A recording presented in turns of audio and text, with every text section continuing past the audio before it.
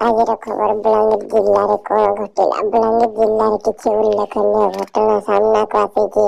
ପ୍ରଥମତଃ ଏକ ଲୋକପ୍ରିୟ ଲୋକନାଟକ ଜଣେ ପୋଲିସ ଅଧିକାରୀ ଅନୁପଯୁକ୍ତ ବିଷୟରେ ବସ୍ତୁ ଥିବା ଏକ ପ୍ରଦର୍ଶନୀୟ ଯୋଗଦେବା ଉପରେ ଜନ ଅସନ୍ତୋଷ ସୃଷ୍ଟି ହୋଇଥିଲା, ଯାହା ଫଳରେ ଆୟୋଜକଙ୍କ ବିରୁଦ୍ଧରେ ଆଇନଗତ କାର୍ଯ୍ୟାନୁଷ୍ଠାନ ଗ୍ରହଣ କରାଯାଇଛି।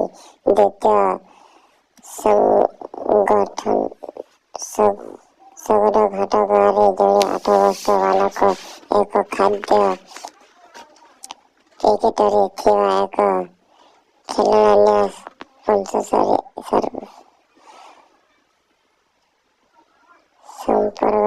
ଆସିବାରୁ ବିସ୍ଫୋଟ ହେବାରୁ ତାର ଆଖି ହରାଇ ଏହା ସହିତ ବଲାଙ୍ଗୀରରେ ଜଣେ ବନ ରେଞ୍ଜ ଅଧିକାରୀଙ୍କୁ 10,000 ଟଙ୍କା ଲାଞ୍ଚ ନେବା ଅଭିଯୋଗରେ ଗିରଫ କରାଯାଇଛି।